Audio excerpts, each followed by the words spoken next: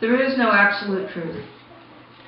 In elementary school, I had a friend, and although we were friends, he and I used to argue a lot. For example, we used to argue about tomatoes. Are they fruits or vegetables? I knew for a fact that tomatoes were fruits, but he obstinately thought that they were vegetables. We always argued about this. I would tell him that they were fruits because they had seeds. He just said that they were vegetables. I'm not exactly sure why he thought they were vegetables. But that's not the point. The point is, how can I know for sure that tomatoes were fruits when one person thought that they were vegetables? Finally, in 6th grade, I typed into Google, are tomatoes fruits or vegetables? I clicked on one link. It said that tomatoes scientifically are considered fruits, but culinarily they are considered vegetables. Although this answer was extremely frustrating, it did make me think, and I realized that nothing is 100% certain, and that there is no absolute truth. Some people, scientists, know that tomatoes are fruits because they have seeds. To them, a fruit is an edible part of a plant that contains the seeds of the plant. However, other people, chefs, know that tomatoes are vegetables because of their taste. For example, would you rather have a cherry pie or a tomato pie? Tomatoes aren't very sweet, and since they aren't very sweet and they are an edible plant, chefs call them vegetables. So I faced a dilemma. Did I agree with chefs or scientists?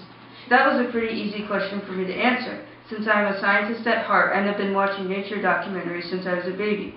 So to me, tomatoes are fruits. But this is not the case for everyone. Many people believe that tomatoes are vegetables, and in a way, if so many people believe this, then tomatoes kind of are vegetables. There is no absolute truth.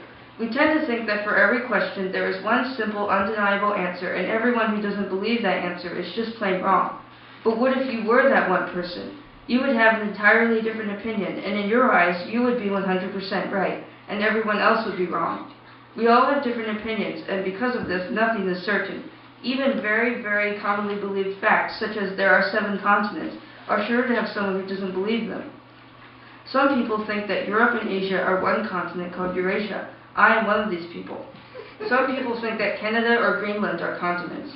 In France, they believe that North and South America are just one continent called Amérique. You might say, well, French people are wrong, but they would say the exact same thing to you. Some people might even think their own house is a continent. Nothing is for certain.